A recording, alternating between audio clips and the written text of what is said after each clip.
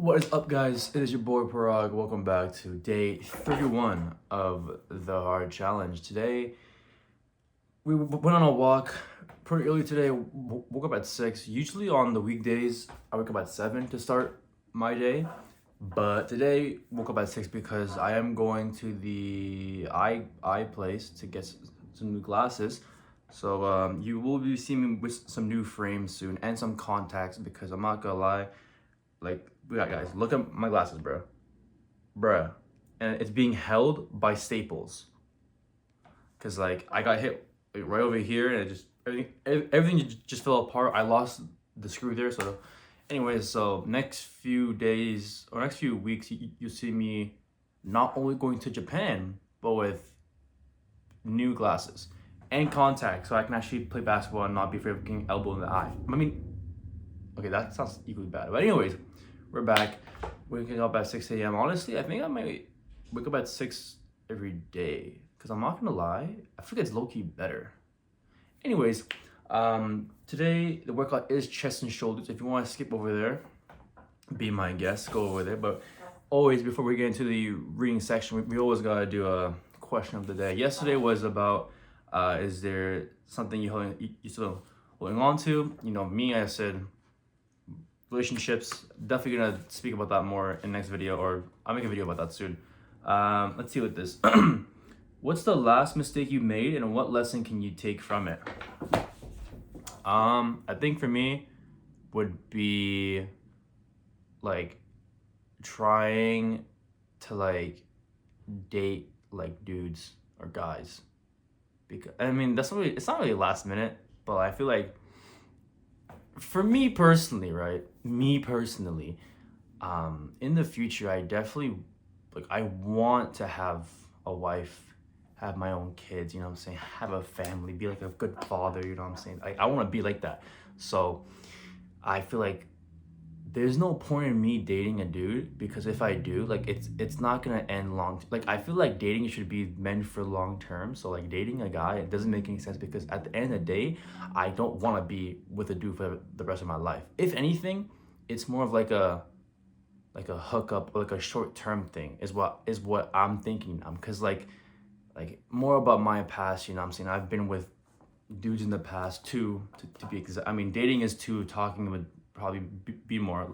I'm gonna be honest, but yeah, man, it's like it's not good, because I would be dating them, and then like at some point I would just realize, I'm like, man, like I don't see myself with you long term, because you're a guy, and like you don't really align with what I want, you know. So, and then like having that talk with them, and then breaking up with them, and then seeing them cry, or seeing them, like, you know what I'm saying, it's like from now on, like, lesson learned is that if I'm gonna date, it's gonna be for a sole purpose, and the person that I'm with at that time, I'm gonna tell them, just to let them know, because I don't want to be breaking hearts or doing anything like that. Because at the end of the day, low key, I'm like wasting their time and playing with their feelings, which honestly is a dickhead thing of me to do.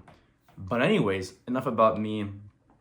More about reading. If you guys want to know more about that, about my whole thought process with guys and girls, definitely just drop a like or comment. I'll definitely make a video on that. But hey, on to the reading.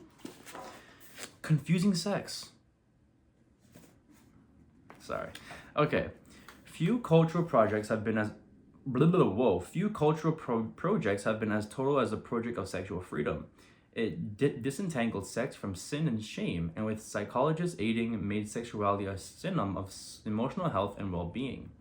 It was also a project that aimed at making women and men, heterosexuals and homosexuals, into equals.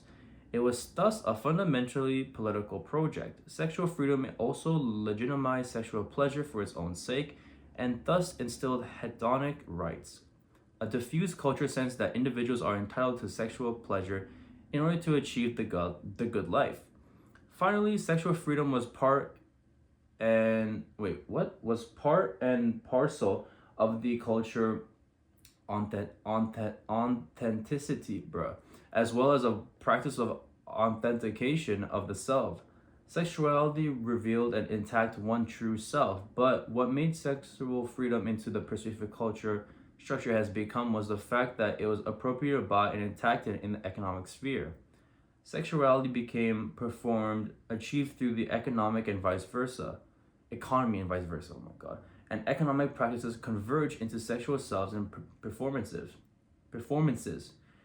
Industrial capitalism was based on the factory and the family as the two central pillars organizing economic and biological reproduction. The courtship system described in the previous chapter was part of the broader socialization to the Brogger's family that emerged as the hidden pillar of industrial capitalism. The family trains and prepares the individuals for the psychic reaction, self-discipline, and cooperation required by the capitalist workplace. After World War II, and was decisively after the 1960s, an important aspect of the culture of capitalism shifted as Gilles Deleuze suggested capitalism was no longer for production but for the product, which is to say, for being sold or marketed. As Deleuze further argues, this new form of capitalism was essentially dispersive. The family stopped being the social pillar of economic production. Instead, it was individuals as creative laborers and authentic consumers who replaced the factory worker and, one may add, the family itself as a privilege centered for the formation of the self. This form of dispersive capitalism did not need the traditional social agency that had regular sexual encounters and channeled them to the formation of families. Sexuality was not only what one did in one's bedroom, but a myriad of consumer practices recognizing the body, its appearance, one's rapport to soy, what does that even mean? One's desire, presentation of self, and social relationship in general. In fact, sexuality became so intrinsic to the economy that we may speak properly of the emergence of a new form of action, sexual action, where one's body, cultural strategies, values, goals, and sense of self are ordered from within a core that perceives itself as sexual, psychological, and economic. The social form that captures best this major transformation of sexuality in capitalism is called casual sex. Understood here as a form of sexual for its own sake, legitimately and even commendable, distinct from sex in a stable relationship. Okay. Next little chapter section. Sorry, it's T1 versus Gen G over here, so I'm watching K-Drill stream it. Casual sexuality and its elusive effects. In itself, there's nothing historically new about casual sexuality, but in its modern form. It emerged as the political and more demand to sexual from religious taboos and economic change. It was, at least in principle, gender blind. It became associated with broader practices of self-affirmation, authenticity, and autonomy. Casual sex took place in a modern spatial venues, cities, or university campuses, for example, thus enabling men and women from varied geographical, ethical, and social locations to interact with one another, far away from the social control exerted formally or informally by one's primary and secondary groups. In that case, casual sex was a striking expression of the democratic lifting of social ethic and religious boundaries that hetero separated social groups. Casual sex thus at once contained new moral norms and made abundant use of the commercialized leisure sphere. Both aspects become fused into a single matrix. Casual sex was an expression of individual freedom.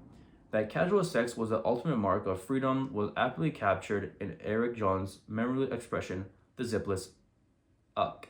It says F-U-C-K, but I'm saying uck. Defined as a guilt and shame-free sexual interaction with no alternative mode beyond its own, expressed that is without any goal behind the sexual interaction itself. Casual sex did not remain a static form. It evolved and became a distinct social form known under various names as hookup, friends with benefits, or uck buddy. In French, it is also known as plancul, literally P-U-S-S-Y plan.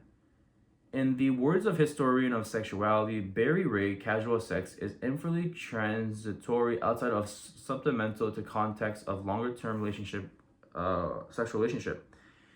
Because casual sex is transient and relatively well structured in time, it can take a commodity form and be highly suitable to the high velocity of consumption, spaces, adventures, and experiences. The elective affinity between casual sex and a consumption became obvious with the technology of the internet. With accelerated and sharpening the organization of sexual encounters as a market, it made the encounter into a commodity purchased and disposed of, most glaringly in the wide gamut of available internet sites and apps like Tinder. To quote Vanity Fair article about the Tinder app, mobile dating went mainstream about 5 years ago. By 2012, it was overtaking online dating. In February, one study reported that there was nearly 100 million people, perhaps 50 million people, on Tinder alone, using their phone as a sort of an all-day, everyday handheld single clubs where they might find a sex partner as easily as they find a cheap flight to Florida. Is it really cheap to go to Florida? I doubt that highly. It's like ordering seamless, says Dan, the investment bank referring the online food service delivery, but you're ordering a person. Dating apps are the free market economy come to sex. I would like to interrogate the features of casual sex from within the tradition of symbolic interactorism and phenomenology. How have casual sex and the generalized sexualization of relationships transformed the formation of relationships? As I will show, heterosexual casual sex generates a profound uncertainty that is driven at once by the high volume of interactions afforded by technology, by a consumer culture that defines interactions and hedonous and short-lived ones, and by gender asymmetries that remain highly operative in the comparative organizations of capitalism. According to the therapist and sociologist Leslie Bell, the current average age of first sexual intercourse for girls is 17. 17? Ain't the legal thing is like 18? What she mean 17 is illegal? Leaving 10 years of sexual and relationship activity before the current average age of marriage at 27. These women don't think twice about cohabiting with a partner or about delaying marriage until their own careers are on track. In this view, sexual activity simply delays marriage. That is, creates a longer buffer period between which sexual is explored. This perspective implicitly suggests that free sexuality does not fundamentally alter the traditional structure of relationships and marriage, but only changes their onset. Yet, Leslie Bell is perplexed by the current malaise her client manifests. As I show now, increased sexual activity and the prevalence of casual sex do not simply create a buffer period, but they have effects on the formation of relationships that are as powerful as they are exclusive. Free sexuality framed by consumer culture and technology reverberates on the structure of relationships and creates forms of uncertainty that are at the heart of negative relations. Endless accounts of casual sex stress the fact that people can engage in sex without knowing their partner's name, suggesting anonymity is an attribute of casual sex. As Lisa Wade reports in her analysis of sex on American campuses, men at party typically signal their sexual intentions by sticking their genitals in the back of the woman. Ew, bro, what the fuck? People actually do that in the club? That's nasty, bro. That's like borderline like harassment. Because men generally come up to women from behind. Sometimes the identity of a man whose P word, pen 15, abuts their backside is a mystery. As a social form, casual sex is characterized by symbolic strategies to de-singularize the sexual partner. Names, on the other hand, both identify and singularize a person. In its pure form, people engaging in casual sex must remain strangers to each other. In that case, casual sex mimics the anonymity and transcends of interactions to the consumer sphere and mixed futures. Located at two opposite poles, distance and strangeness on one hand, and closeness on the other. It disconnects between body and selfhood since it views the body as an anonymous source of pleasure and thus as a pure materially. Finally, casual sex actively demands that partners cut themselves off from any projection in the future. Casual sex makes interactions legitimately short-lived, pleasure-centered, and fertile, pursued for their own sake. As a result, like all anonymous relationships, casual sex has one key characteristic: it weakens rules of reciprocity. What? This is struck instructed by the classic scholar Daniel Mendelssohn's memoir "Exclusive Embrace." They sing random words, but I ain't gonna lie. Okay. Okay, so this is from his book. We all have what he does: the thrill of seduction, the absolute pleasure, brief of the course but heady, or of know what they want you. I would have to make account of the boys I myself have fled once I had them. The gentle and hopeful Salvin neighbor whose breath was sweet with Jack Daniels when we finally kissed, and whose calls I stopped returning the next day, and wrote me an angry note that I had pretended to find amusing but then shoved to the bottom of my trash can, as it might have physically hurt me. The tall and beautiful muscled copper-haired man from the gym who over dinner after I found him in the locker room turned out to be surprisingly shy and wanted to talk about writers and writing. And I condescended to do so only because I wanted to make sure he would come back to my apartment, even though I knew, because he told me that he didn't like one-night stands. And when I finally got him back to 25th Street and started unbuttoning his shirt, he pulled back, but finally gave in. And 2 weeks later, I left his last unanswered phone message on my machine as I sat there listening, too panicked to pick up the phone. Or the others. The men you meet online, the men whose numbers you get in restaurants and bars, the men whose notice is so precious to you at the moment, you perceive that if you do anything and tell them anything just to get them, just to have them, or once you do, you need to have another. Someone else, someone different. And you must fill off the earlier boy. The one you be so desperate to get the other night, you must make him disappear. If you see him again, he will become a particular boy, and not just boy. Not just a thing that keeps you out all night or up all night or online all night in the hopes that he, like so many others, will pass your small apartment with desire. It's something about you, something you can control. Finally, that has nothing to do with the other person who happens to be in this room.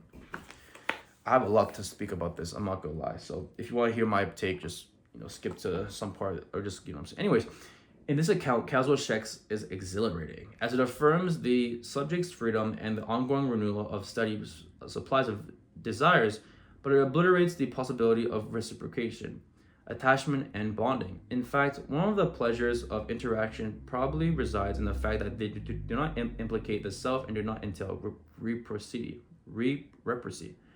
A New York Times article on hookup culture drives this point. Introducing a prototypical young male, Devian Gelderol, the article suggests that casual sex is not based on reciprocity, claiming that the satisfaction of his partner is always his mission. The young Geraldo added that I'm not going to try as hard as when I'm someone I really care about. This is because it can be awkward to talk about sexual needs with a woman he just met. You're practically just strangers at this point, he said. In fact, as Lisa Wade put it, men have more orgasms than women in hookup culture.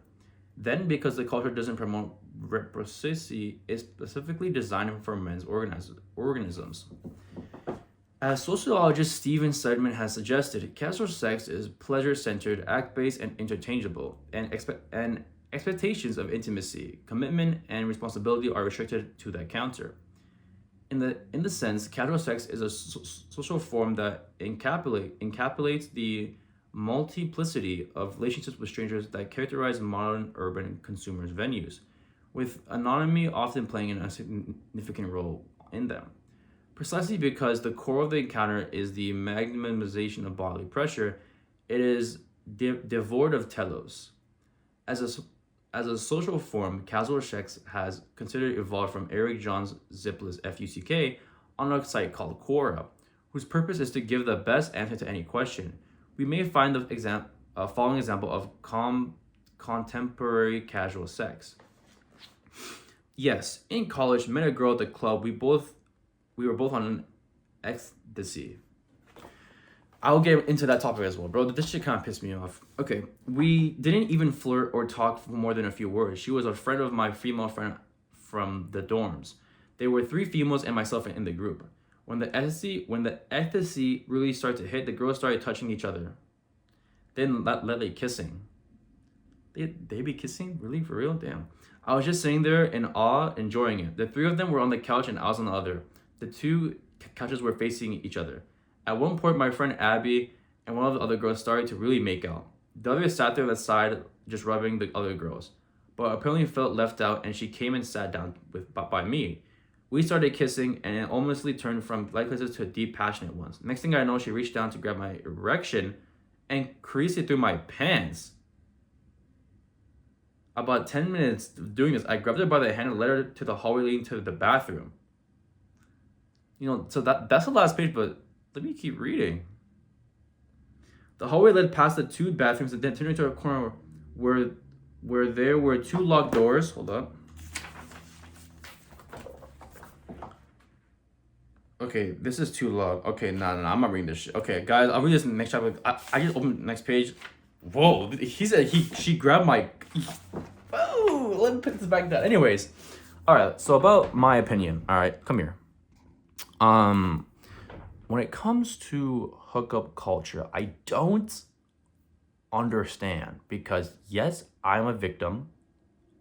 But like the thing about me though, is that I'm more of like an online type of demon. You know what I'm saying? In person, nah, because you don't really know what they got.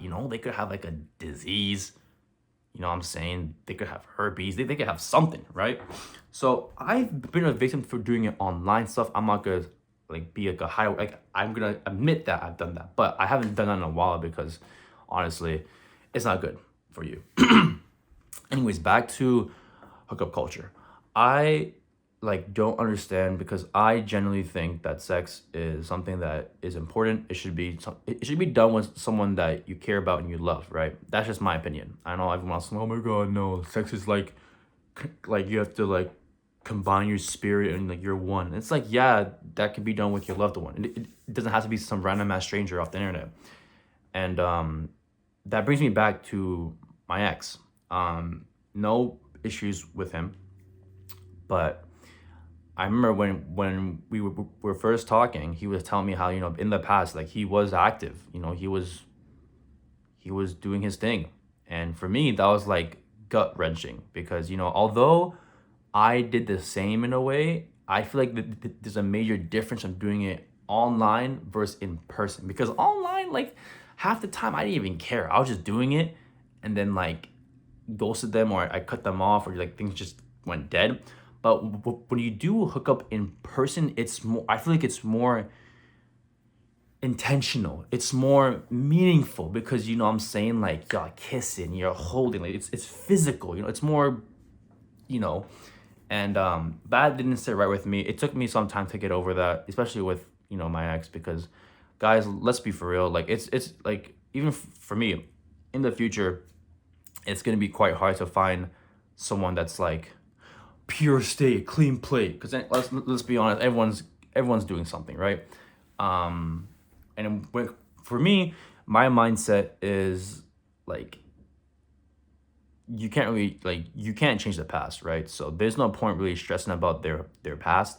But if the past is kind of crazy though, I'm not gonna lie, sometimes you guys just leave. You know what I'm saying? That's just me though. I feel like that's how I operate. Same thing in clubs. I don't understand why people just make out with random people. I mean, yeah, what I'm saying, you gotta be in the mood, you're on drugs. Oh my god, drugs. I don't I don't understand drugs in the way that people do it just to feel something and have more fun. That doesn't make any sense to me because why take it to have more fun with other people? Because I feel let's be honest, guys, drugs, they're not good for you. Health wise, they're not good for you. Okay, yeah, we can definitely argue that weed is good for you in a way for but that's if you're medically prescribed. Some people they smoke weed because it makes them sleep better. All right, that's okay, but at some point, if you keep doing it every single day, your body will get like attached to weed. And let's be honest, smoking weed a lot can definitely do some harm. I'm pretty sure. I don't quote me on that, but I'm pretty sure. But I can definitely speak more about this topic, but for now, like that's my 2 cents. Let's go on to the chest workout for today. If you agree or disagree with my takes, just comment down below and I'll get back with you because I'm always on my computer or on my phone. But hey, on to the chest day and shoulders. Chest day, doing some incline press. I think this is 50 pounds, not too shabby. Repping out the left and right side. Overall, felt pretty good. Starting off with my right, because my right chest is somehow smaller than my left. I don't know how. Now we're doing some decline dumbbell presses. This felt pretty good. This was 50 pounds as well, so not too shabby dabby. Next workout, we're doing some shoulder lateral raises. There we go. This is 20 pounds. I think I have to lower the weight though, because I feel like I'm using more of my traps than my actual shoulder. So I think I got to lower it down to maybe 15 or something. So we'll see there. And then ended it off, we're doing some shoulder presses. This is strictly just, what I'm saying, just in pain, but not too bad. But hey, that's the workout for today. Thank you guys for watching. Picture of the day. Boom! Your boy's looking kind of sexy, looking kind of D's, no? I am losing weight. I think my friends have been telling me that I look skinnier, so that's good. So the goal is just to lose all this fat until I have my abs, and then from there I'll enjoy it for a bit. But I'm a lean bulk back up because I'm not trying to stay skinny. You know what I'm saying? But hey, and for breakfast, literally the exact same thing from yesterday. Smoothie. We had 1 scoop of protein powder, 1 scoop of oats, 1 spoon of peanut butter, some coffee beans in that bit, a lot of strawberries, blueberries, raspberries, water, not milk, and then on the side, I like dry scoops of creatine. So overall, pretty good. On to the lunch. Okay, for lunch, your boy had some chicken with some zucchini, and my mom made some tuna salad, which I really like. So that was, I ate that up. And then for dinner, literally the same thing. Smaller portions, obviously, because my boy's trying to lose some fat. But tuna salad, we had some chicken in there. And then also had 2 eggs. I haven't had eggs in a while. So, just threw it in there. I'm not gonna lie, though. After eating all this, bro, tuna, chicken, eggs, bro, my farts are about to be toxic. But anyways, thank you guys for watching the video. It's been your boy, Pro. Day 31 complete. I'll see you guys tomorrow for day 32. Peace.